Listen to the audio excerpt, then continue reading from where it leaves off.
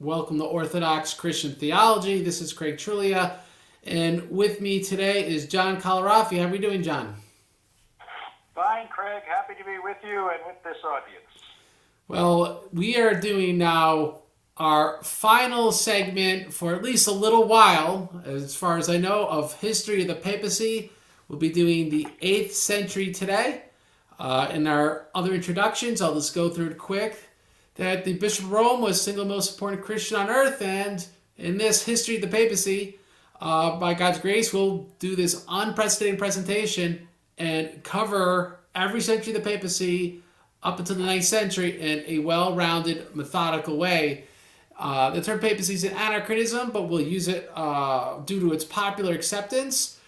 Today, there's both an Orthodox and Catholic lay expert, well read in the primary sources, whose task will be to make available to the listener the content necessary to become informed on the subject. The hope is that this will create a fair and balanced overall presentation, which will leave the viewer more informed in the subject than he or she would otherwise be hearing one side in isolation. Though the presenters will strive for impartiality, the listener should expect that the Orthodox Catholic sides will have very different presuppositions, which may color their presentations. The Orthodox side will probably presume upon the papacy correspond to Orthodox canonical norms, which, despite elements of headship exercised by the Pope, such as the capacity to hear appeals, subjugates the Pope to a conciliar system which has final say. The Catholic side will probably presume upon the papacy corresponding to Catholic canon law, which asserts the Pope as supreme, immediate, universal, and ordinary power and dogmatic infallibility. One should strive for transparency when inferences made from the historical evidence are colored by such presuppositions. Now, each century in church history will be covered in a singular episode up until the 9th century. 4 or 5 different topics are covered. The goal is for each side to speak to 5 to 7 minutes. We've been following the honor rule when there's some more things to be said. John, for example, has done original research on JE244A, JE2449 from the original languages. So if he needs more time, he will get more time. The Orthodox Catholic side will alternate who presents first, so no side has the last word each time. After all the topics are presented, each speaker will be given 5 minutes to offer closing thoughts on the century. And there'll be no live question and answers or do showtime. Please like this video, share it, leave questions, so we can respond in future Q&A episodes, which I think we will be doing next month, perhaps. So stay tuned for that. Now, in the 8th century, we have quite a few topics which are interesting, and I can speak for myself, are ones that I have to read more from secondary sources because there's not many primary sources I have access to. We'll be covering iconoclasm and jurisdictional changes. I'm going down the list. The end of the Byzantine papacy, the Antipope Constantine, the Council of Rome, and Tiresias. And then we'll be doing Nicaea II, Pope Adrian, and Charlemagne, which I think the most fireworks and interesting stuff will be on that topic.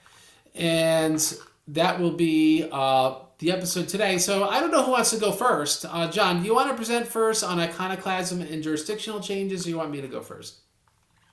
I'll take you up on that since I have a lot of trouble sleeping, so I want to make sure I'm awake when this is over. So same here, John. I think this is going to be a very muted episode of History of the Papacy for that reason. I should add, though, that for those who are interested in evidence,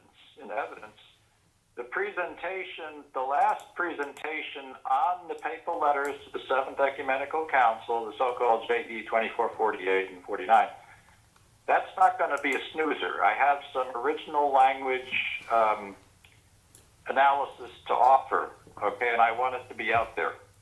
Well, I look forward to that, and we may do this in more detail and follow up on that for sure. So that will be definitely something to look forward to. Okay, I'm going to take you up on your offer to go first. So we're talking about, I think, iconoclasm and what you're calling the transfer of jurisdiction. Is that yes, correct? Correct. Okay, thank you. Okay, so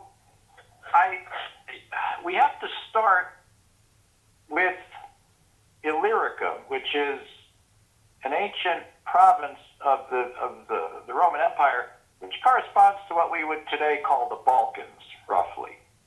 So include the area of the Balkans and all, or for the most part, all of modern Greece. Although I'm not really a geography expert per se. Feel free to check me if there's some minor geographical error there. But basically, we're talking about the modern Balkans and Greece. And we trace back the exercise of this jurisdiction of the popes over Illyricum, at least historically speaking, to the late 4th century. And we have a series of letters beginning with Pope Damasus. And the way that they governed Illyricum was through a papal vicar in the city of Thessalonica. Now, this papal vicar had specific powers. Basically, he was to oversee all of the important things that were happening. Bishops were not to be ordained without his knowledge. If there was any major business, anything unusual, so-called causae maiores, more important cases, they were to be brought to his attention, and then he in turn would report them to Rome, who would come back with a decision. And this regime of the vicariate lasted through the times of Popes Damasus, Siricius, Boniface, Celestin, same pope who sent legates to Ephesus, Leo the Great, etc. Now, when we go later on, of course, the vicariate, we lose a lot of documentation on this subject during the Acacian Schism, naturally, because of serious disruption of communion at that time. But then later on, in the time of Justinian, we find a similar regime with the vicar, except that this time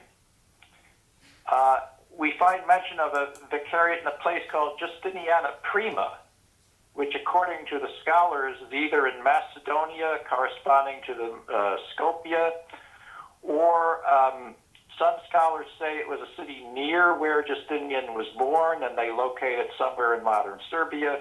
Again, I'm not here to teach geography, so I'll leave that to the experts. But it was the same kind of regime where the vicar would report any major events or problems to Rome, watch over good order, similar to what the vicar at Thessalonica used to do. Now, this type of power by the popes is often called patriarchal. You'll read that in the secondary sources. But the thing is that in reading through the primary sources, the papal letters, I never really see them referring to it as patriarchal. They justify their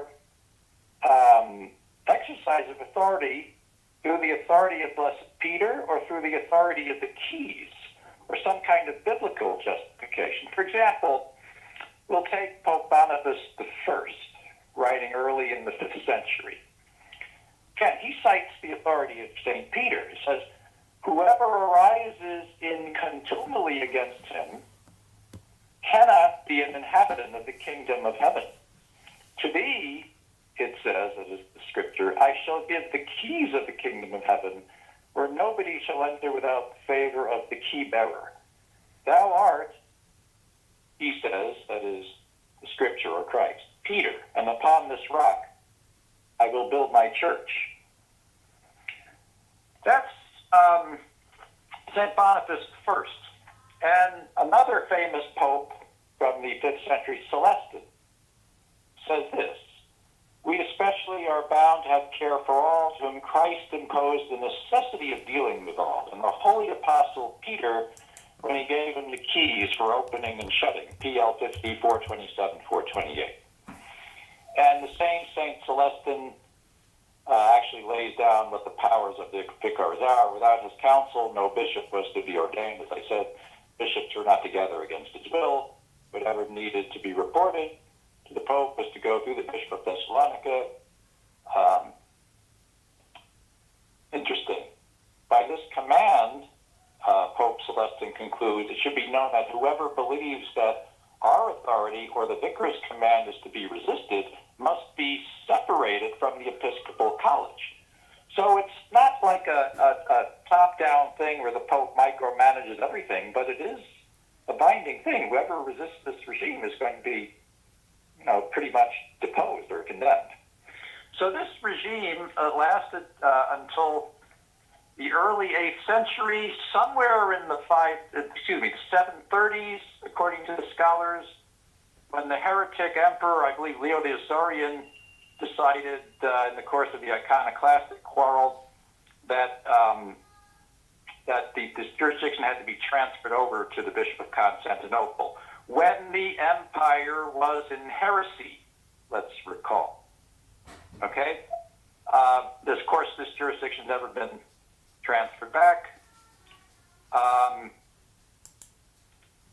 going to leave it at that. So I'm just going to say, Craig, go ahead and take it from there. All right. I'm just going to adjust my Wi-Fi real quick. So I'll cut out for 1 second, guys, and then I'll start my presentation. I'm on like the weaker Wi-Fi.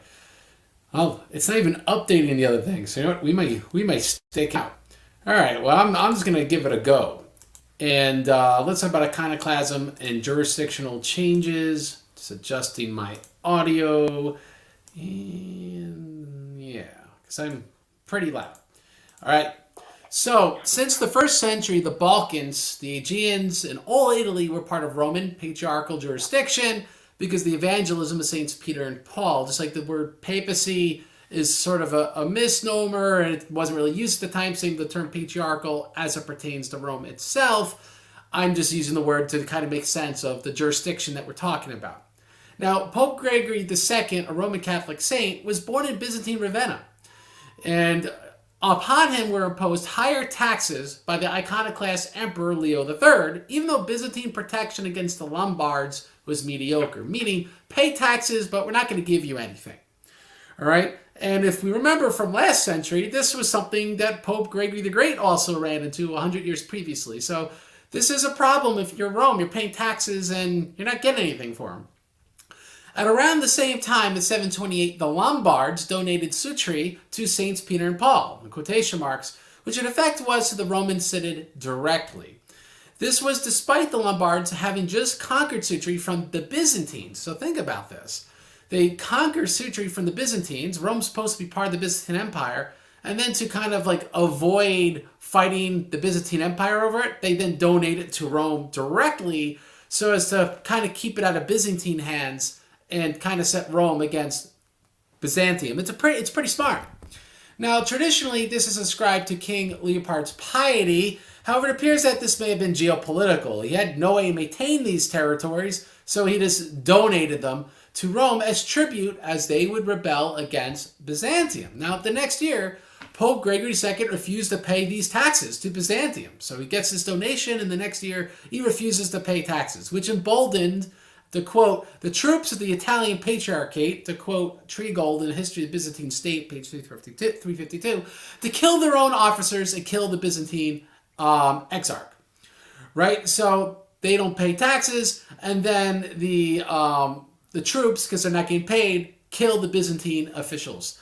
So Gregory refused any calls for the crowning of a new Western Roman emperor.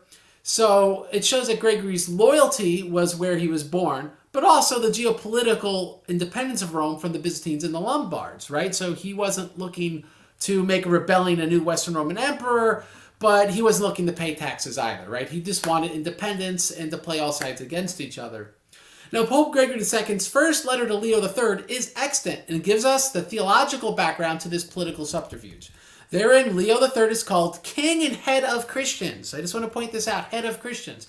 Because when we see, for example, the Pope of Rome called Head of the Church or Head of Christians or whatever, people make one association, but when the Pope calls the King the Head of the Christians, people don't. So people need to check their presuppositions. Now, St. Germanus of Constantinople is referred to by Pope Gregory II as my Lord and Patriarch, a significant honorary advance compared to Gregory the Great, and who would refuse to call St. John the Faster a patriarch, by the way. Now, Gregory describes receiving a letter from the Byzantine emperor who, to quote him, entreating that we, Rome, should have an ecumenical council, who then describes the council according to consensus-based ecclesiology of the church. So here's how Pope Gregory II describes ecumenical council. He says, I, the emperor, will not preside therein, so this is the emperor's letter that Gregory is quoting, as sovereign or speak to at all authoritatively, but only as one of the council, and as the chief priest shall agree, so I will agree. And those who speak aright we will receive. By God's grace, responds Gregory, we've seen, and the Sixth Synod was celebrated in peace. So Pope Gregory, as I said, is quoting this approvingly, right? This description that the chief priests and this consensus that the emperor will agree, if they all agree, that Leo III, who's imposing iconoclasm by force, should, with peaceful and the free consent of the church, have a council to discuss this issue. So it's interesting because this consensus-based ecclesiology is in an early 8th century papal letter. Now the letter continues. Pope Gregory writes, you should know, O king, that the doctrines of the Holy Church belong not to kings, but to priests. That has written to us that we should assemble an ecumenical synod. To us such an assemblage appears quite superfluous. Be it so that we should give ear to thee, and priests from all parts of the world be got together, and the assembly council commence its session. Where is the Christ-loving and pious sovereign who, according to custom, ought to sit in such a council to honor those who speak well, to expel those who turn aside from the truth, since thou, O emperor, art so vacillating and barbarous? So essentially he's saying, emperor, you're no good, which is why we shouldn't have a council anyway. So if Gregory had a concept of ecumenical council as something solely contingent upon papal decree, why the emphasis on the emperor being the deal breaker, right? He would just say, I'm not calling a council. But he says, no, the emperor is the problem. Now, liberal scholarship asserts this is because ecumenical councils are imperial in nature, but taking Gregory at his word, the issue is that the emperor would impede the organic consensus-based work of the council. The issue is he's a tyrant. That's the problem, not because it's an imperial thing. So the scholarship's wrong, and also the papal apologetics on it's wrong if we take Gregory II at his word. Now, Gregory then asserts the episcopal superiority over the emperor, asserting that both he and Germanus have, this is quoting Gregory, received power from God to loose the things that are in heaven and on earth. Right? So this power of the keys, both Germanus of Constantinople and Gregory. Gregory then makes the interesting observation that, to quote him, high priests who preside in Rome sit there for the purpose of effecting peace between the East and the West, and are, as it were, a middle and party and wall between them. So this betrays an understanding that Western Christianity has gone off the rails, i.e. rejects the Fifth Council as the East has done, and Rome plays a moderating influence, all right? So the priest of Rome has to be the middle party between the Eastern bishoprics.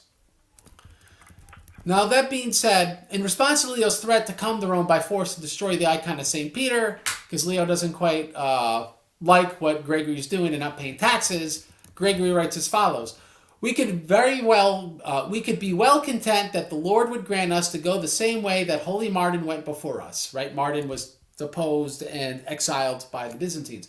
But for the benefit of the many, we would yet longer wish to live. For, this is quoting Gregory, the whole West looks towards our humility. The whole West. Why not the whole world if there was universal jurisdiction? St. Peter, whose image you threatened to break down and destroy, for him all the princes of the West look upon as earthly deity. The princes of the West would avenge the cause of those of the East, whom thou hast injured. All the West offer the first fruits of their faith to Peter, head and chief of the apostles. Should you send any here for the destruction of St. Peter's image, see, we warn you beforehand, we are free from the blood which may be shed on the occasion. So, in short, he's saying that if you come here and exert yourself as emperor of Rome, which technically Byzantium still was, this is the Byzantine papacy, he says, well, the Lombards are going to come after you, or the Franks are going to come after you, the kings of the West. And by making this veiled threat, it exposes that the patriarchate of the West is what the power of the papacy is, because that is what's intrinsic to this veiled threat. So, that being said, Rome at this juncture is playing all sides against each other so as to, one, to avoid paying tribute to foreign powers, and two, to establish their own political independence. This is the precursor to the papal states, which we have to understand because we're now in the 8th century. Now, Gregory II's second letter to Leo III is very similar in how it treats the same topics. He, for example, writes, you have written, I am king and priest. And he says, doctrines belong not to kings, but the chief priests, for we have the mind of Christ. So we can see Gregory cites the superiority of the episcopacy, not the papacy, in response to Leo III. He reiterates that both he and Germanus have the, quote, received power from above to loose and to bind things in heaven and things on earth. So ad verbatim, same thing. And laments that Leo III has, quote, turned a deaf ear to our humility and to Germanus the president. Interesting, right? The president, Germanus, and all our holy, wonder-working, glorious teachers and fathers, the latter being the saints. All right? And so Rome leaves Byzantine communion after Germanus was forced to abdicate by Leo III. This is declared in the Council of Rome, 731-732, over the issue of icons. Now, Emperor Leo III responded a few years later during the papacy of Gregory III, right? So now Emperor Leo III writes back, and in 733, instead of occupying Rome by force, he confiscated Rome's patrimony. That means their profitable estates, these lands where they get their own taxes, in southern Italy, and realigned jurisdiction in the Balkans, including Crete, by the way, in southern Italy to be under Constantinople, in effect getting his tax money by other means. So that's why he took Rome's patrimony, because they weren't paying their taxes. Ravenna remained under the Pope due to Byzantine geopolitical position there being more tenuous because of the Lombards. Now, Rome did not explicitly consent to this, but had no military means to oppose this, and the Lombards couldn't attack Crete, they couldn't attack the Balkans, they couldn't attack even southern Italy, so they couldn't do anything about this. So they also accepted a new Byzantine exarch as a result of this. Now, the canonical basis for this was highly questionable. The Canon 17 of Chalcedon says if you reconquer land, you could reconstitute what the jurisdictions are. Because many of these areas were not yet lost to barbarians or reconquered by the Byzantines. So in summary, we see the geopolitical origins of the papal states, but the ecclesiastical basis for the modern papal claims was lacking. Consensus-based ecclesiology was presumed upon, all right? So now, having said that, I'm going to start on the next topic, the end of the Byzantine papacy, and we'll talk about the Duchy of Rome, the donation of Pepin, the donation of Constantine. Now, I've lost my spot here. That's what I get for clicking all these buttons. Now, before the complete collapse of the Byzantine Empire in power in Rome, the Lombards were building up Rome as a counterweight against Ravenna, retitling several cities conquered from the Byzantines in foreign duchies directly to the Roman Synod. So the Lombards would conquer these Byzantine cities and then retitle them to the city of Rome. So that way, instead of them generating money, revenue, and soldiers for the Byzantine Empire, they generated money and revenue for a neutral power or a weaker power they were less threatened by. Now, after King Leopold died, succession crises fragmented Lombardic power, creating power vacuums the Franks and the Roman duchy exploited. Because remember, Rome was a duchy in the Byzantine Empire. Now, Pope Gregory III, in correspondence with the Frankish warlord Charles Martel, referred to the citizens' quasi-independent Duchy of Rome as, he called it, Populus Peculiaris BT Petri, or the blessed people of Peter. I'm sure I pronounced it wrong. Now, the Roman Synod, people of Peter. The Roman Synod was posturing itself as its own regional secular power broker. We've never yet seen this in church history, so this is an interesting development. Now, nonetheless, Byzantine power in Italy was collapsing quicker than Lombard power was disintegrating. So when the Lombards reconquered Ravenna in 751, this led to a general collapse of Byzantine control in northern central Italy, but they conquered Byzantine possessions, not papal ones, right? They let Rome be. Then in 754, the Franks defeated the Lombards decisively in northern Italy in exchange for Rome's support, because, right, the Lombards are between Rome and the Franks, and consecrating of their kings as patricians of the Romans. So now they're using Rome to kind of claim that they're Romans and not the Byzantines. They granted Ravenna to the Roman duchy in 756. This is called the donation of Pepin. So that's a big deal. They get a big city out of this. It was once belonging to the Byzantines, now belongs to the city of Rome. Now, even still, the Duchy of Rome, the whole Byzantine province that is, did not declare independence from Byzantium. This is interesting. You don't really read this a lot. But they also did not allow themselves to be absorbed into the Lombards or annexed by the Franks. So by being Byzantium, the popes appointed new dukes, in effect being a continuation of the duchy.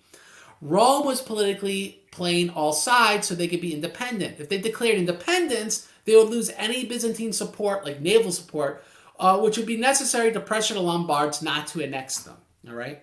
Eventually, the Franks dominated Italy so securely that Rome, in effect, became a quasi-independent client state under Frankish protection, sort of like Vichy France under the Germans in World War II. Now, at this time, the donation of Constantine was forced to vest Rome with secular power, not dependent upon Lombardic and Frankish whims. So go, wait a second. Donation of Constantine, what's the deal with that? Well, it was forged. It was invented out of thin air because they had to come up with some sort of traditional reason for why they had secular power, because there really was no reason. They were just a province, part of the Byzantine Empire, that was claiming to be part of the Byzantine Empire for some time. To be truly independent, they needed their own legal means of existence. So they construed this donation of Constantine. Now, the donation was bestowed to quote it, Sylvester, Pope of the City of Rome, and to all successors, and to all the most reverend, God-loving Catholic bishops of the same sacrosanct Roman Church, i.e. the whole Synod of Rome, not just to the Pope. Now, Sylvester is described as, to quote the document, universal Pope and universal Pontiff. It gives an overtly Chalcedonian Christological confession, which shows its dating is obviously past Chalcedon, and then it cites the story of Constantine's baptism that cites Saints Peter and Paul appeared. Now, Constantine cites in this document Matthew 16:18 and reflects on Peter's much power, to quote it, and bestows our government of great power and earthly imperial power to the sacred Roman Church. So it pretty transparently gives secular power to the Roman Synod. It also assigns, to quote the donation, principality over the four principal sees of Antioch, Alexandria, Constantinople, and Jerusalem, and also over all the churches of God in the whole world. All right, and it states, his judgment shall be arranged all things which are to be procured for the worship of God or the stability of the Christian faith.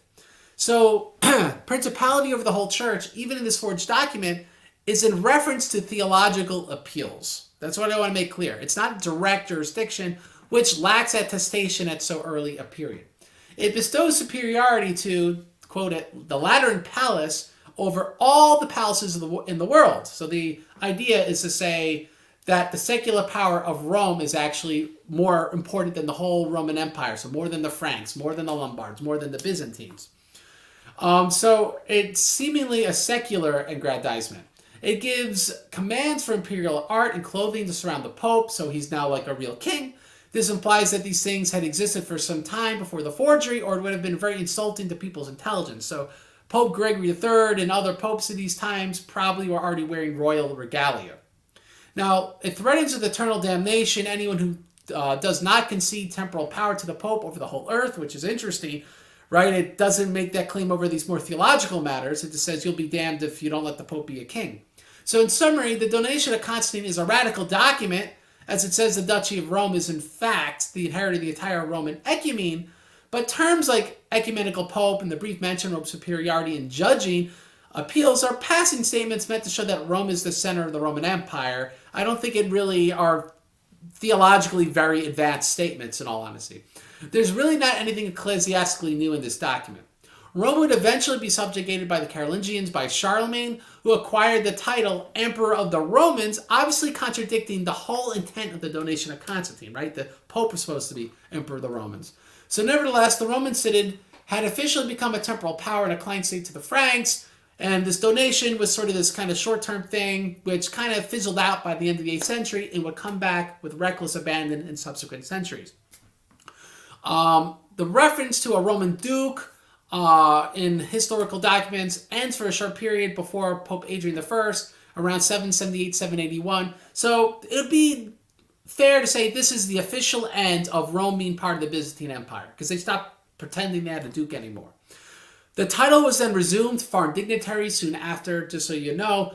But in the coming century, ecclesiastical concerns would prove to be auxiliary to the temporal claims, and the ecclesiastical concerns were often negotiable if they served temporal interests. So I have to point this out because you're going to find out, like, for the next 150 years of church history, all we're going to be talking about are compromises made for, like, geopolitical reasons, and because they weren't really theologically very serious in my analysis. So that being said, now it's time for John Collorafi on the issues of the fall of the Byzantine papacy and the surrounding documents. Okay, thank you. So let me be as brief as I can. First of all, the donation of Pepin. So by 751, according to the historians, the Byzantine possessions were practically reduced to a northern territory called Duchy of Ravenna. This was conquered by the Lombards.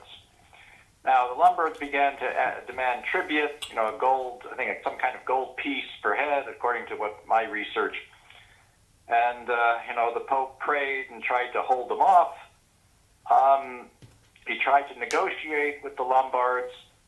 But eventually, there was this step where he crossed the Rubicon.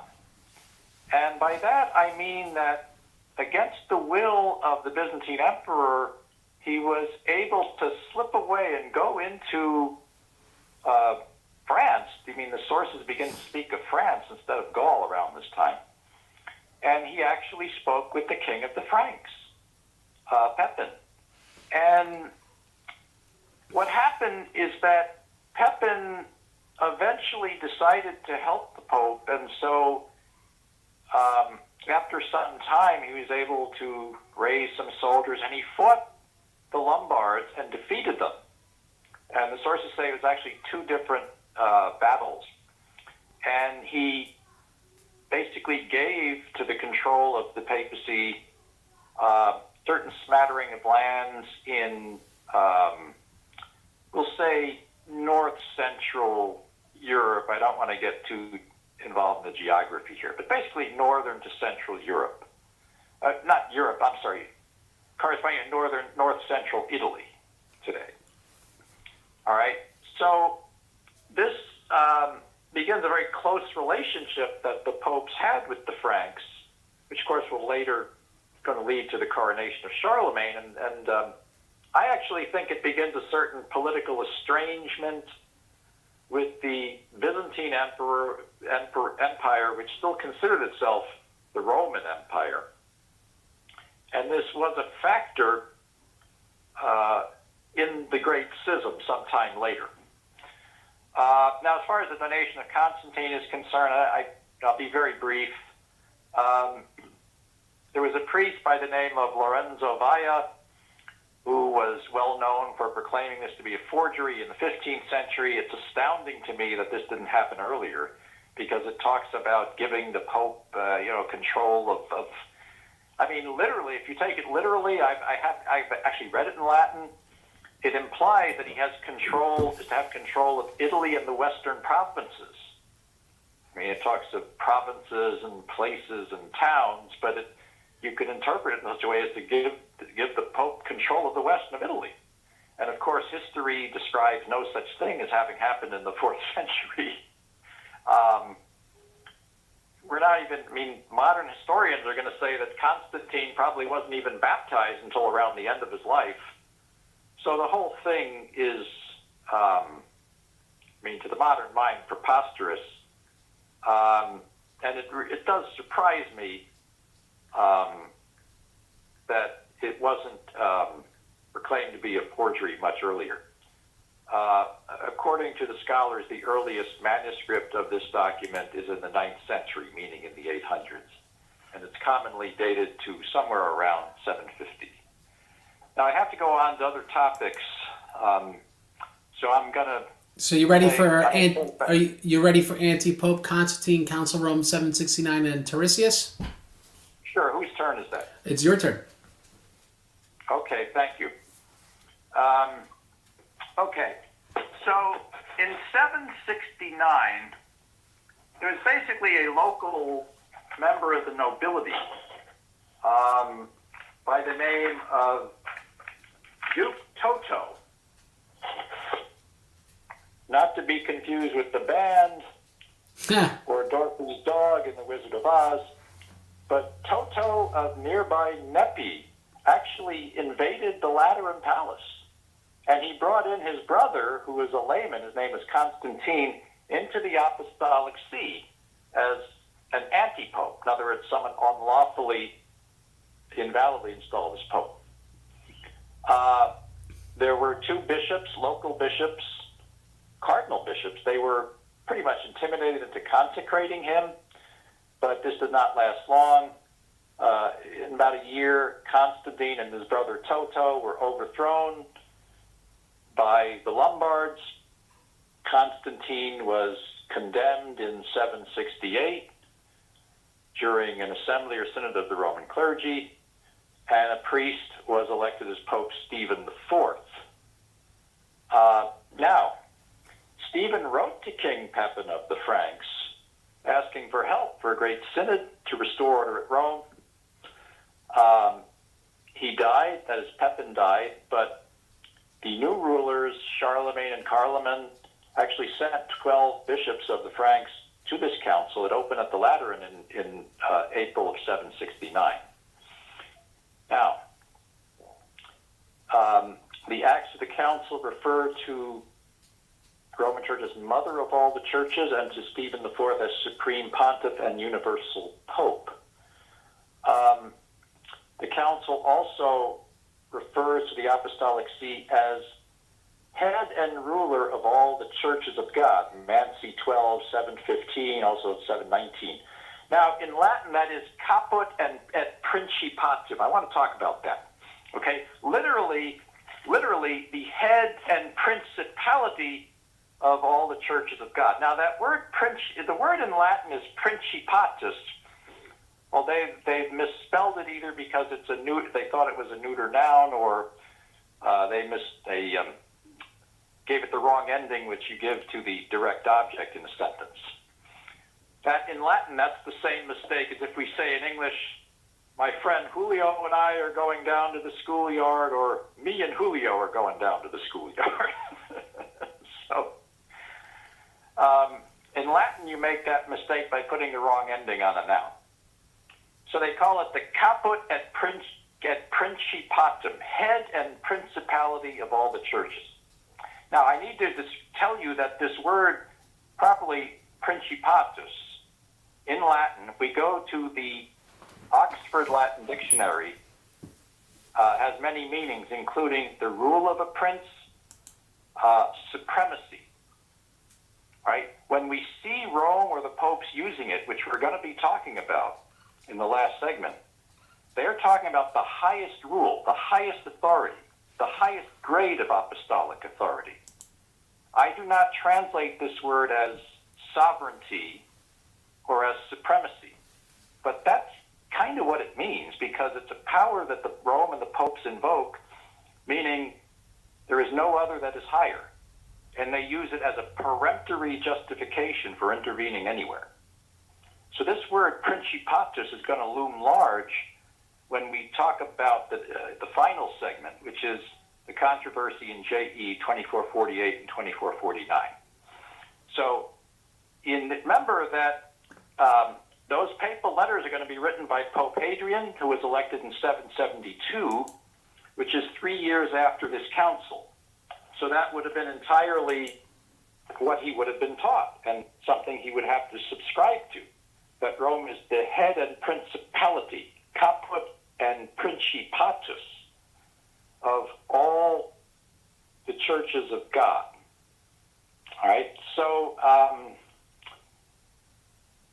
another thing is that the council made certain rules about the Pope who will have to be elected, meaning the Bishop of Rome, we'll say, or Pope, will have to be elected by cardinal priests or cardinal deacons. So we already have cardinal priests and cardinal deacons at that time in the 8th century. And then this must be done in compliance with what has been established by the successors of Peter. Now, the successors of Peter here are the bishops of Rome, because they are the ones who are establishing these rules about who is an elector and who is not. Only the Bishop of Rome can do that. It's not the bishops of the world or the bishops of the province. Only the bishops of Rome are going to be, deciding who's going to be, a legitimate elector to elect the future Bishop of Rome. So, once again, for Pope Hadrian, it would be normal that the bishops of Rome would be called the successors of Peter. This is another thing we need to take into account in this final segment, which we're going to be talking about for the papal letters sent to the Seventh Ecumenical Council. Okay, so with that, I'll turn it back to you, Craig. Alrighty, I'm just going to adjust the audio again to make me a little more quiet.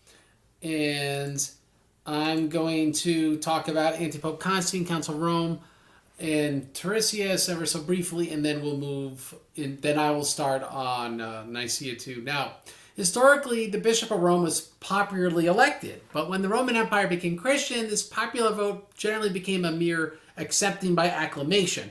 Whomever the Western Roman Emperor, the Roman Senate nobility, or Ostrogothic king approved of being Pope. And just so you know, the latter, the Ostrogothic king, was removed from consideration by a Synod of Rome in 502. Now, it is why we say axios today to accept someone who's ordained according to many. So, there's still a sort of popular acclamation to the election of clergy today, even if you feel like you've had no decision in the consecration of a bishop. Now, during the Byzantine papacy, Constantinople effectively chose the Pope until they lost the capacity to assert power there after the Council of Trullo. At this point, the Roman nobility generally took over.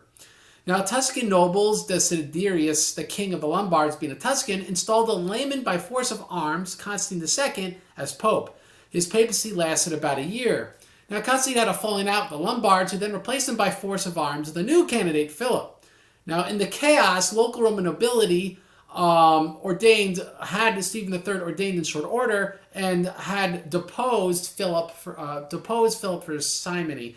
But it's worth saying they're due to a pope supposedly being above anyone's judgment. When we cover this, the pseudo-Sycomachian forgeries, to do away with Constantine and Philip, they weren't like simply deposed. Their elections had to be uncanonical, thereby making them not truly popes to begin with. So instead of just deposing them for some crime specifically, they would talk about that stuff, and then they'll annul the marriage. They'd be like, all right, and it's annulled because he wasn't ordained canonically for whatever reason.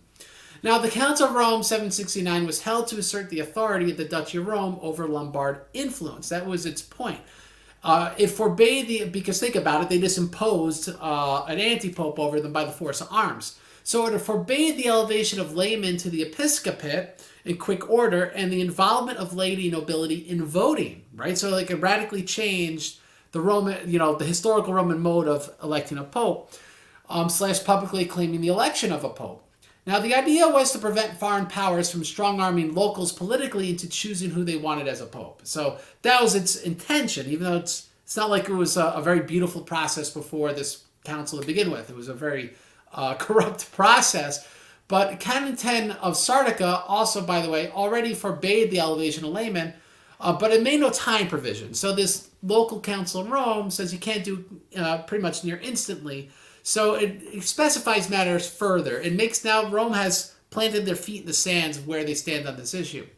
Now, elections were decided by cardinals, as they call them, and then they were both deacons and priests who would elect one of their own number to become pope. They weren't all bishops in those days. Now, 12 Frankish bishops attended and embraced Iconoclasm on this council, and they were I skipped my line there.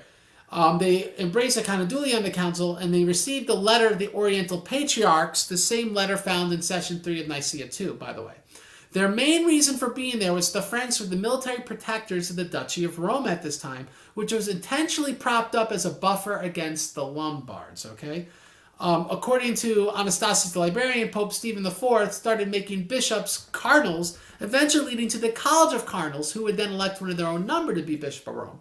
So that's where this comes from. Now, everyone ordained by Constantine had to be reordained due to him never really being a pope. All right, so while this council appears to have permanently altered the election of popes, in 774, another Roman synod with Charlemagne present gave the Carolingian king the right of investiture, choosing episcopal candidates, including the pope. Those not invested were anathematized by this council. So even if the 774 council is a slightly later forgery, as some claim, in the coming decades, the Franks would dominate the Italian peninsula and manipulate Roman ecclesiastics until the collapse of their power in the region into the 870s. So it shows that these reforms just kind of fell apart when the Carolingians took over. They were a short-lived thing during Rome's short independent period before they became like Vichy France. Pope Eugene II was elected by Carolingian intervention, and then Valentine was elected by local nobility and laity, and this process continued until reforms in the 11th century. In subsequent disputed elections, the Carolingians would play pope maker, such as with Pope Sergius II. All right, so I laid this out there so people understand that essentially for the next 100 years, the Pope becomes pretty much a political lackey of the Franks. Now, let's talk about Nicaea, Adrian, and Charlemagne. Now, donation of Constantine was alluded to by Pope Adrian I in a letter to Charlemagne before Nicaea II. The latter, Charlemagne didn't take it very seriously, by the way. But the proceeding demonstrates that the Roman chancery at this time made use of flagrant forgeries. Now, the proceeding is the context behind the controversy around the papal claims supposedly made in the letters received by Nicaea II. Those letters being Pope Adrian's letter to the emperors, JE 2448, and his letter to Tarisius, JE 2449. I have covered textually critical aspects of these letters in minute detail. I do not have the time to do it here. You can refer to my article.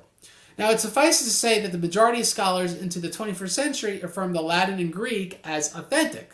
Right? So the majority of scholars say both are authentic, both were at Nicaea II, but the Greek was what was actually read. That's the majority scholarly view. Doesn't mean that's the case. We can have arguments about it. I just say that because there's misinformation about what most scholars believe. Now, in short, the Latin letter, JE 2448, has papal claims, specifically in that it says that Peter was given, to quote it, the singular honor to the keys of the kingdom of heaven by Christ himself. And that's on page 49 of Menham's translation of the council. Rome had pastoral care. Pastoral care allegedly was therefore given to his successors, the popes of Rome, is in this letter. The end of the letter says that this care gives Rome the greatest, the quoted, executive role in the church, with the church's assent to confirm each synod by their own authority. I'm quoting page 171 of Price there, because the Menham translation relies on the Greek. Now, numerous criticisms of St. Tarisius for being a layman elevated to the patriarch and demands of jurisdiction in Italy and the Balkans are made in the Latin version, JE 2448. So it makes sense that there's a council in 769 that says you can't elevate a layman, and then you make issues about Tarisius because he was elevated as a layman, right? Now, the Latin claims are not radical at first glance, honestly. I read that, and there's really nothing all that different from what we've seen in the past, as also we see John alluding to in the minutes of 769. But there's some sense that Matthew 16:18 can, because here's why it's not radical. I'm losing my train of thought. There is a sense that Matthew 16:18 applies specifically to Rome. I mean, even St. Cyprian said that. Now, the Pope of Rome had church-wide pastoral oversight. I mean, Chalcedon calls him Archbishop of the world, for example. Now, Rome also had the right to confirm each synod, as Session 6 and Nicaea II even admits this. So none of these things are radical claims in their own right. But the question must be asked, why does the Greek, one, make mention of Saints Peter and Paul with no mention of the keys? Why does the Greek do that? Two, ascribe, to quote it, the foundation of the Catholic Orthodox faith to all who succeed to their thrones. And the Greek lacks the end of the letter found in Latin with mentions of Rome's executive role and their demands for jurisdiction. So why would the Greek do that? Now, it depends on your theory of manuscript authenticity. Now, revisionists claim that St. Photius altered the Greek minutes multiple times in the next century because he couldn't just do it just once because the theory wouldn't hold. So they have to invent these multiple revisions. Now, this is not tenable because the Latin side during this controversy claims that the differences are original to the council. That's actually what Anastasius the Librarian, the translator into the Latin, states, and that the correspondence all surround the changes to JE 2449, the letter to Tarisius. So when they're debating about differences in the letters, it's never the letter to the emperors, the one that the apologists actually care about. You know, that's the one people argue about. The ones that they actually were arguing over in the 9th century was the letter to Tarisius, which actually is not a controversial letter. Now, normies presume that the Latin was proposed at the council, similar to Adrian I proposed the donation of Constantine to Charlemagne, and upon rejection, a rewriting was agreed to. Now, I think one must entertain the possibility that all these Latin differences, as it pertains to papacy, only at first appear from Anastasius' hand. I've made this argument, for example, on the other Paul's channel. But in any event, the motivation between the Greek and the Latin differences is clear. The motivation is the Latin is subtly too extreme. Now, concerning the keys, no ecumenical council ever ascribes the keys to St. Peter exclusively. It just doesn't exist in any ecumenical council. For example, St. Pope Agatho's letter lacks any mentions to the keys. His proof text is John 21:15-17. The Fifth Council nowhere endorses papal prerogatives. Not a single mention is found in Chalcedon to the keys being exclusive of Rome. Now, in the Council of Ephesus, the papal legate Philip does assert that Peter received the keys of heaven from our Lord Jesus Christ, the Savior and Redeemer of the human race. He lives and performs judgment until now and always through his successors. That's page 377 of Ephesus and Bryce's translation. But even then, this is not called a singular honor, right? That's the subtle difference. It's not that Peter has keys. It's that it's a singular honor of Peter. That's not something we find in any of the ecumenical councils. And the friction that we saw even from that statement in Ephesus in the July 11th session indicates that in no way did they understand the word keys in this exclusive sense that Latin JE 2448 states. Now, here's another reason why I think that was not original. In the 6th session of Nicaea II, it quotes Matthew 16:18, and it applies it to the whole Church of God, all right? That's in Menham's translation, page 406.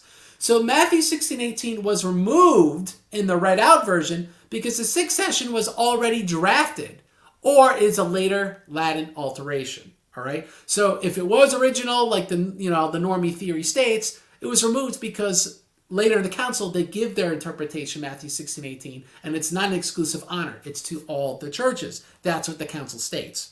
Now, Session 5 similarly ascribes infallibility to the whole church. So people aware, it says, their aim has been to bring naught the church of Christ, wherefore the Lord shall bring them to naught, and shall be at naught and anathematized by all who are born in her, but she hath ever remained undespoiled, unshaken, and immovable. Page 327 of Menham. So we see infallibility ascribed to the whole church. Presuming the authenticity of the Latin, sections about Rome's chief oversight may have been removed when they read it in the Greek due to the council's anathema of Honorius and its latent pentarchic awareness. So that's something that might have played a role if there are alterations.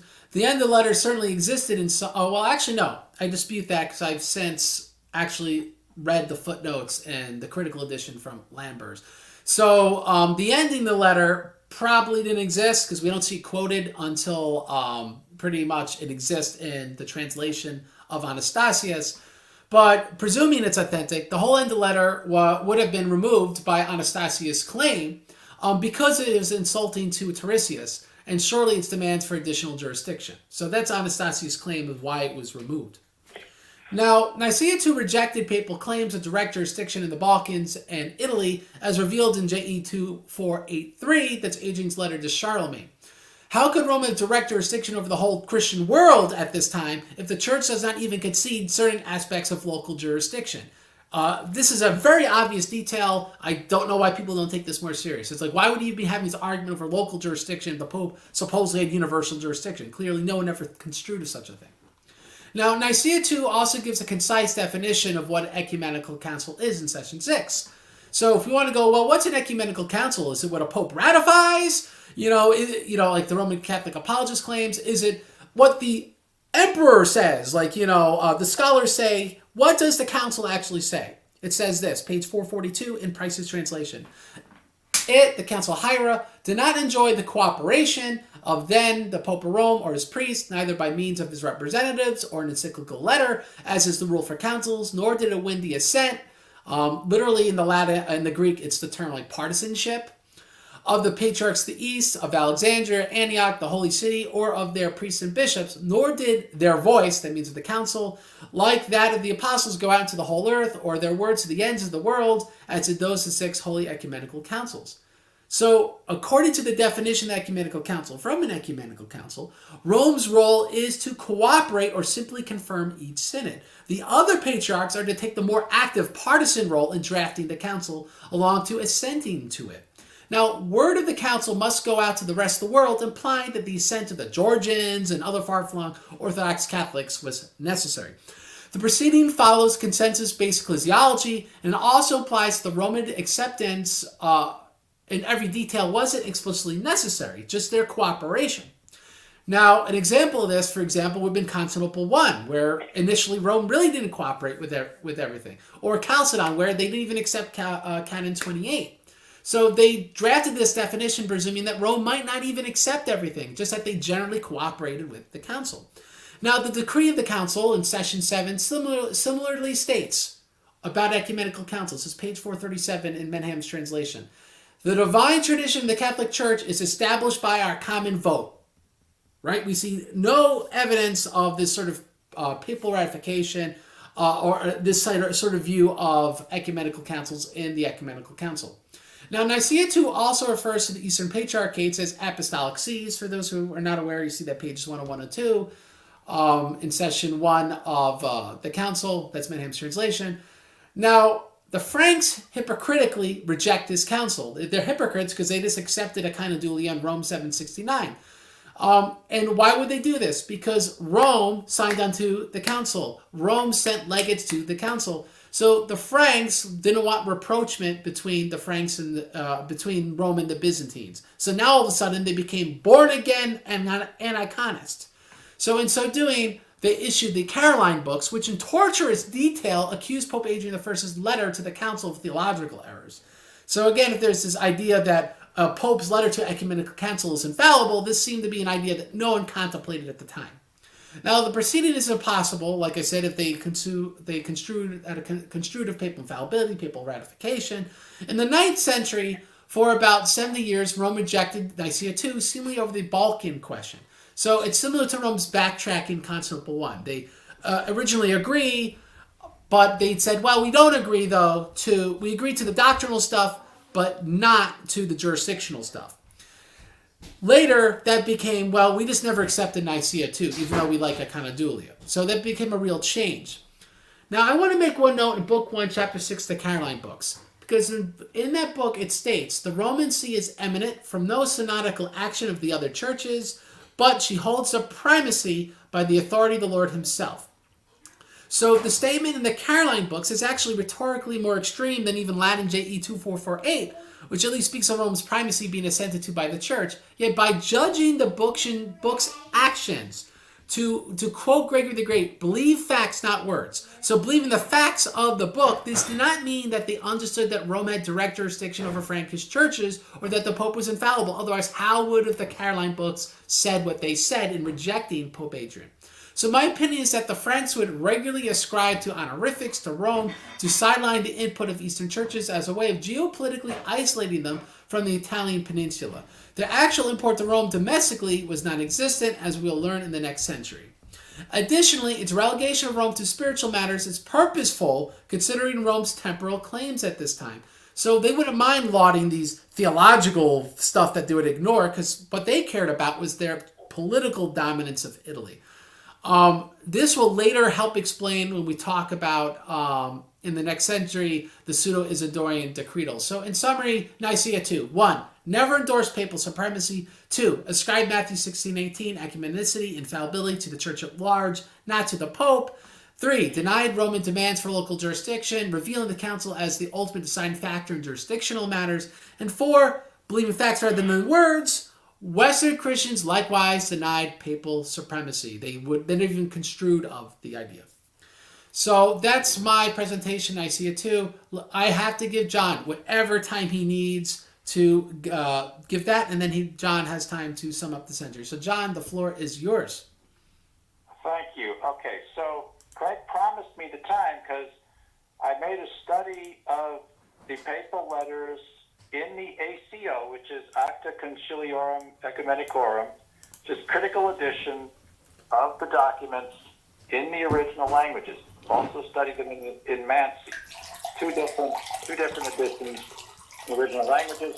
And I'm going to address, meaning I'm going to state the evidence, rather than make an argument that you're expecting. This is not a debate. Craig and I will often help each other with research and sources to present the evidence on the subject. So that's what I'm going to do. I want to present the evidence. and some linguistic analysis.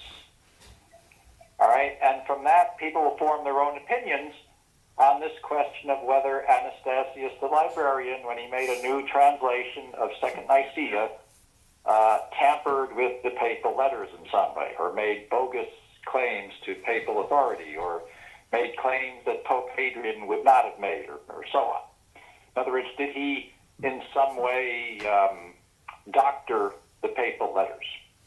I want to address that now. Okay, so let's start with the letter to Tarasius. And time permits me only to speak about the questions involving issues of papal authority or primacy in some way. So, skipping over everything else, we go right to Mansi 12, 1074, where the Pope writes, "Throughout the world, the principality and authority were given by the very Redeemer of the world himself to Blessed Peter the Apostle, and through the same Apostle, whose place we hold, however unworthy, the Holy Catholic and Apostolic Roman Church has held up to now and forever holds the Principatus and the authority of power." So, first of all, Father Richard Price has made a translation. I am reading it directly, and I'm giving a literal translation. You will not find all of this language in Father Price. For example, the Principatus and the authority of power is a literal translation. I've told you what Principatus means. It means the highest rule, the highest authority, supremacy, sovereignty. But I don't translate it like that. I give you the word itself, the Principatus, because I don't want to manipulate you. I want to give you the original word, and then if you don't believe me, you're welcome to look it up in the Oxford Latin Dictionary. There's multiple meanings. What I'm saying to you is that the meaning that the popes would have in a case like this is that they're claiming authority, highest authority, universally. All right? But that people are free to disagree with if they want. Father Price translates this phrase, Principatus, and authority of power, as sovereign authority. So that's 4 words in Latin. Principatus et auctoritatis potestatem. Principatus et potestatis auctoritatem. I can't remember now. But he jumbles them together and comes up with sovereign authority. Now, there are other cases where he translates Principatus where the results are not quite so good. We may have time to get into that. Now, let's go on to another claim to authority. He quotes Matthew 16:18, "Thou art Peter, and upon this rock I will build my church." And he says, his see is preeminent throughout the world, holding the primacy, and is head of all the churches of God. Wherefore, the same Blessed Peter the Apostle, by the Lord's command, and feeding the sheep, ever held and does retain the primacy. So, this exists in the Greek. I have it in the ACO. Primacy in the Greek is protea. Head is kephale. And so there's not too much difference here. So, this was read out in the Greek, of course. And the legates wanted to ask, does the council accept this? Does it accept this letter? And the council said, the entire sacred synod so teaches. So there you have it. Here we have an undisputed admission that the Roman Church is head of all the churches. This is not a regional primacy. It's head of all the churches, holding the primacy. And that Blessed Peter ever held and does retain the primacy. And again, also in the letter, the Roman Church has held up to now and forever holds the Principatus and authority of power. Mansi 12, 1074. Now, in Greek, I looked over, and in one case, I saw that the word Principatus was translated as arche. Okay, so a Greek word which can be related to rule or origin in its roots. Okay, so that's the undisputed part of the papal claims. Now I want to go to the letter to the emperors, which has, now in that letter, this is the famous one where I believe it's called JE 2448. Yeah. So as read out in Greek, there's really not much of a claim to, authority over the whole church. Basically what it says in the Greek is that the Roman Church is the church of the Coryphei. That's the plural of the honorific Coryphaeus. So the chief leaders, foremost men, the apostles Peter and Paul, and that they have established law that their successors must be Orthodox. That's the basic meaning of the claim in the letter to the emperors from Pope Hadrian, as given in Greek, as read out in Greek. That's not much of a claim to authority, in my opinion. It's more of a claim to orthodoxy than authority per se. Not much of a claim to jurisdictional authority. Okay? Now I want to read out the part that has been disputed, that allegedly or supposedly or, hypothetically, that Anastasius the librarian may have tampered with. Okay, so here we go. I'll start with Mansi. So,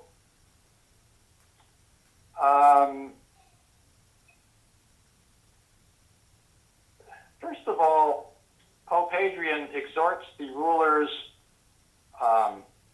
to love that is Peter's vicar, from their inmost heart in accordance with our Holy Roman Church. Now, this is a usage of Rome, where the Pope is called the vicar of Peter, or his vicar.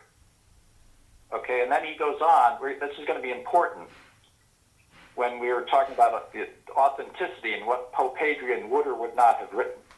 He goes on after that, say, sacred authority makes clear the distinctive marks of his dignity, and how great a veneration ought to be shown to his supreme see by all the faithful throughout the world. That's in Mansi, that's Mansi 12:1057. He goes on. For the Lord set the same key-bearer of the kingdom of heaven before all as their prince. And by him he is honored with this privilege by which the keys of the kingdom of heaven were conferred upon him. He himself, who was set in such a lofty honor, first merited to confess the faith upon which the Church of Christ is founded. And he goes on. For the very Prince of the Apostles, blessed Peter, who first sat upon the apostolic see, left the principatus of his apostleship and pastoral care to his successors, who were to sit perennially upon his most sacred see. And upon those pontiffs succeeding him, he also, by a divine command, conferred the power of authority, such as it was granted to him by the Lord God, our Savior. Okay, so that's the biggest claim, or greatest claim to authority here. Blessed Peter left the principatus of his apostleship and pastoral care to his successors. Principatus, the highest authority, supremacy, sovereignty, peremptory authority the popes invoke to do anything, anywhere, the principatus. He left it to his successors, who were to sit perennially, or as Father Price translates, forever. Now, you won't find that word principatus here in Father Price. He calls it primacy. All right, but I want to tell you what the Latin actually says, principatus. Principatus of his apostleship and pastoral care. So that's where the dispute happens. This is what's disputed. So, question, is this something that Anastasius the librarian, the rogue cleric, was he a rogue translator who, doctored the papal letters? Well, I'm just going to present what Pope Hadrian wrote elsewhere. And without making formal argument, I'm just going to say compare the two. Compare letters which we know that he wrote. The letter I'm choosing is also a famous letter to King Charles of the Franks in 794. That's defending the Council of Nicaea. So that's a famous letter. All right, so I'm going to pull that up. Oh no, John is pulling the original copies of the letters now. Okay. argument does he make here? Let me, bear with me here. So,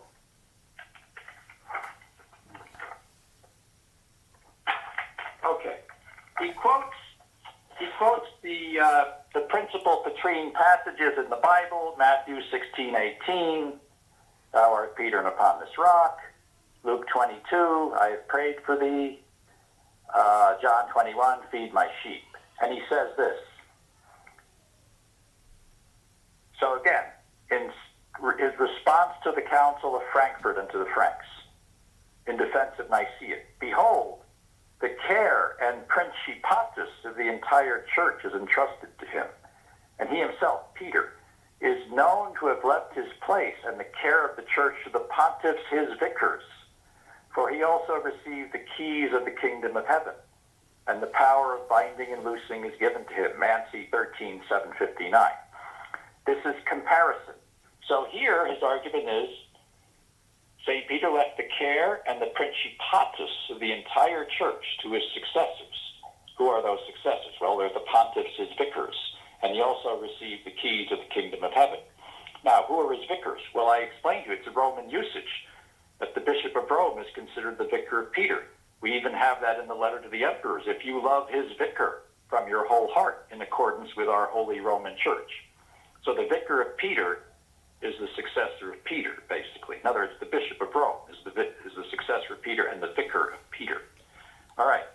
St. Peter left the principatus and the fullness of pastoral care to his vicars, that is the bishops of Rome, and also the keys. He also received the keys of the kingdom of heaven. That's comparison. Compare this with what is written in that disputed passage, J.E. 24:48. I'm making no formal argument here. I'm saying compare the two. These are the things scholars would compare if they were to evaluate whether there's something funny, whether there's some kind of funny business with Anastasius the librarian. Okay, now let me go to the critical edition, ACO, if I may. Okay, ACO. Now, let's go back to what's undisputed. The letter to Tarasius. Okay, what do we find? Well, in the Latin version, we find this phrase. It's almost word for word the same as a passage found in the letter to the emperors, which is the one that's so disputed. So, relative pronoun in Latin, cuius sedes, meaning his see or whose see, referring to Peter. Whose see shines throughout the world, holding the primacy and his head of all the churches of God. Wherefore, the same blessed Peter, the apostle, by precept of the Lord, feeding the church, ruling the church, passions, feeding or ruling the church, left nothing dissolute, nihil dissolutum, left nothing to chance or to neglect, as Father Price translated, but ever held and does retain the principatus. We find that almost word for word in the letter to the emperors, which is the disputed one. All right? That's another parallel passage which the scholars would have to take a look at. If there was some kind of serious argument,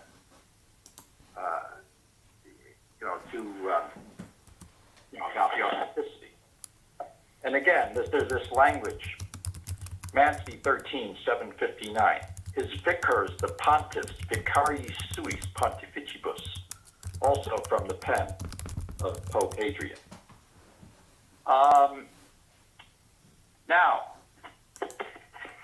in Father Price, his translation, in connection with the papal claims, 5 times I found the word principatus, if we take both of these two letters together. And if we go to those critical parts where he goes into the papal claims, 5 times. And I'll give you the page numbers in his edition, Father Price's edition. All right, page 123, the principatus he calls primacy. Page 167, he calls it primacy. Page 167, Principatus et potestas. He calls primatial authority. Primatial authority.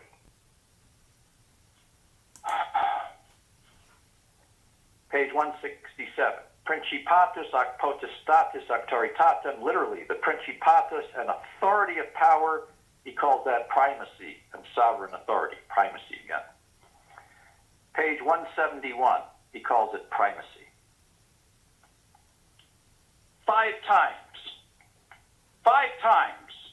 he had a chance to translate the word principatus. 5 times. Only once out of those 5 times did he translate it as sovereign authority. And even then, in that one case where he kind of got it right, it was because it was a complex of 4 different words.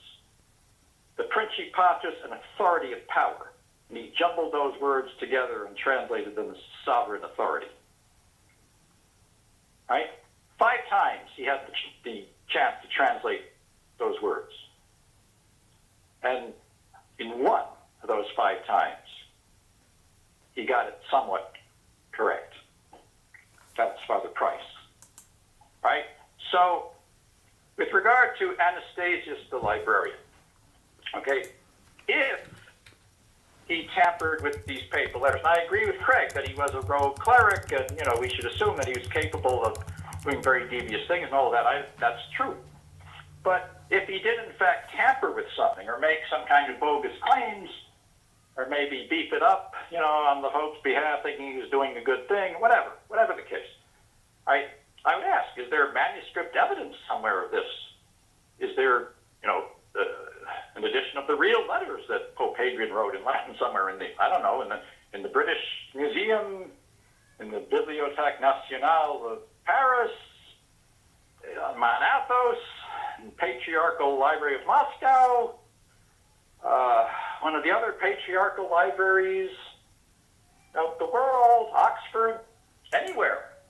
Is there some different version of the papal letters which has the authentic Latin that Pope Anastasius tampered with? I'll leave that for Craig to answer. And speaking of translators, as I said, maybe it's time that Father Price be called to explain himself for these shifty and shifting translations of the word principatus.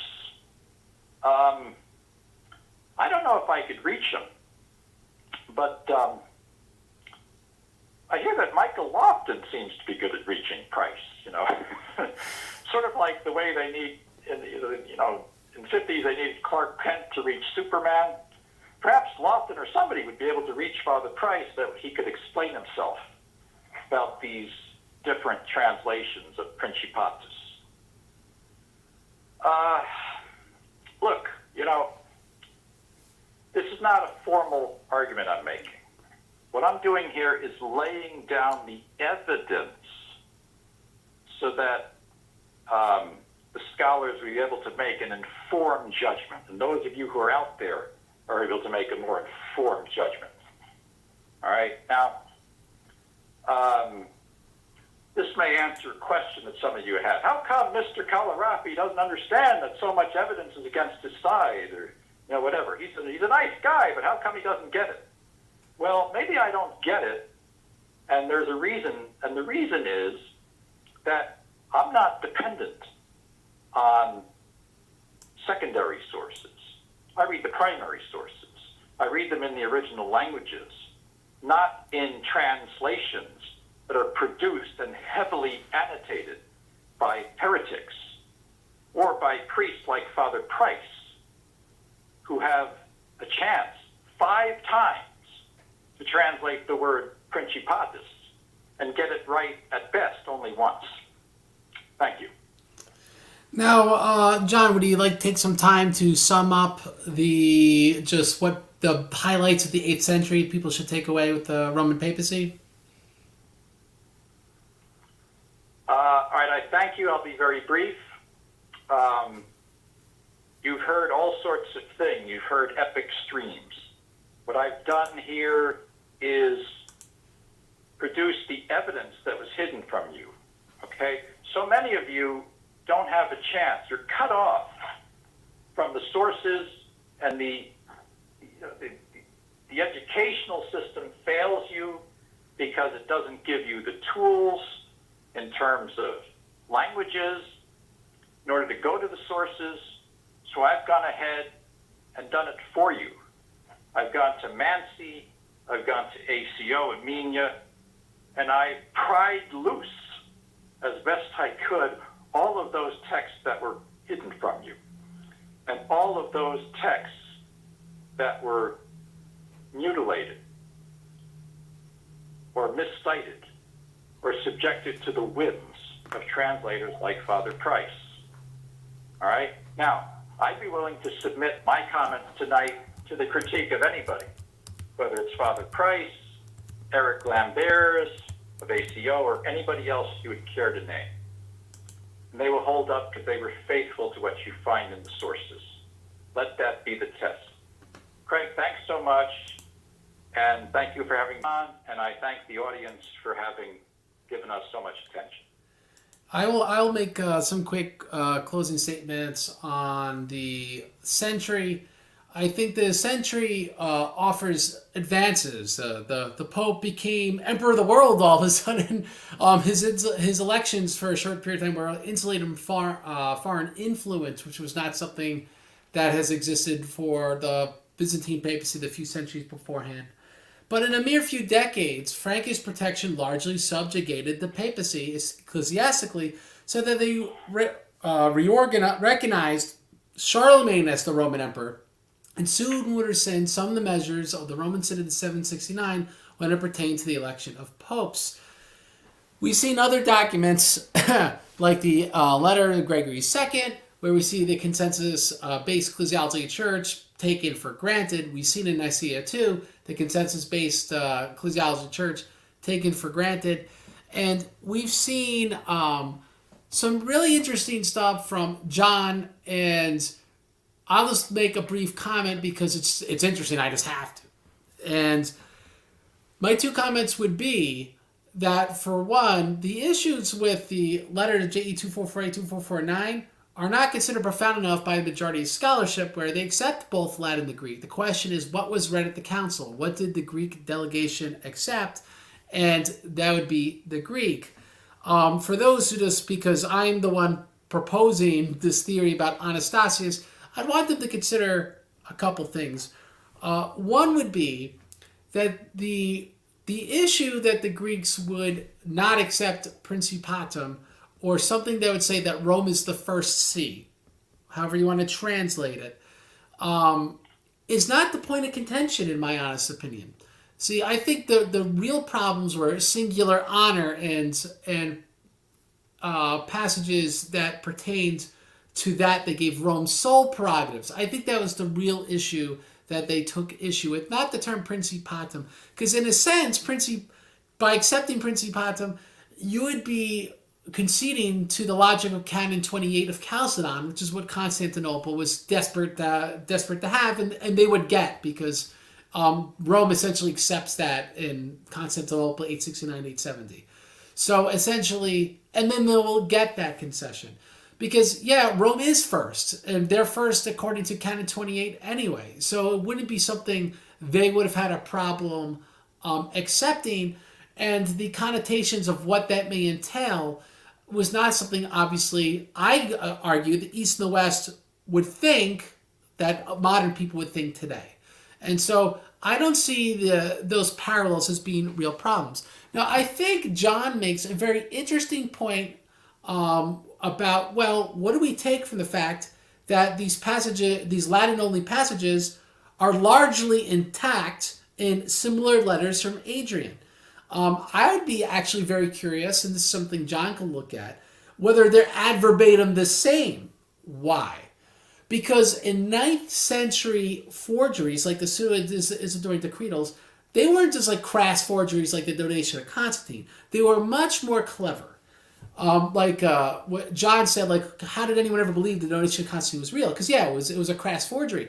The Pseudo-Isidorian decretals weren't. They actually took real quotations from real letters and they changed a word here or there. Or they added a phrase to the real statement.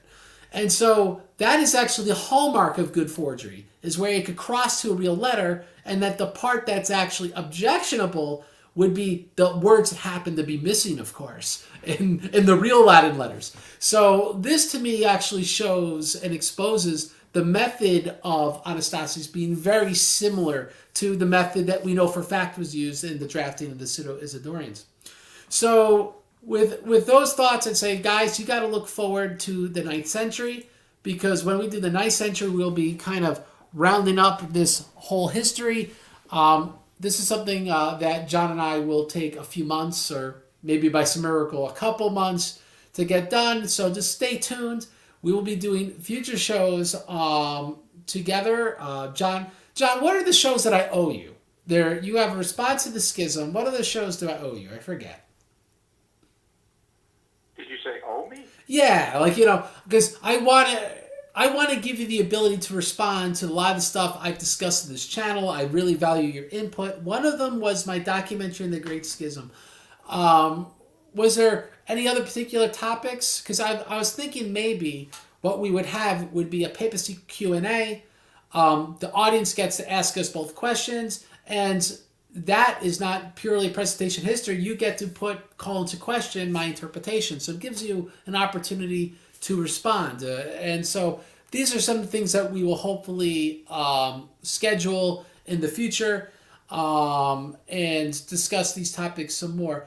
But before I go, John, how about you give some plugs, maybe your book or just whatever you want to say, any last words, and then I'll give my plugs. Thanks. So, well, look, thank you. And in terms of what you promised, I would be grateful to have a chance to answer with regard to the Great Schism, and the program would simply be what happened in the Great Schism according to the primary sources. Obviously, not everything, but what are the salient events that I would pick out from the primary sources just in terms of what happened? And keep in mind that this is an event without which, but for which, we could be in the same church and entirely in the same communion. So it's very important to me. In fact, I have skin in the game in a sense on both sides, since my father's side is Greek, from Collorafi, from Calera, near Bakers of Calera, according to genealogy sites, and my mother's side is French, so from the Franks. So you can't expect me to take sides ethnically. I would just tell you what happened in the schism.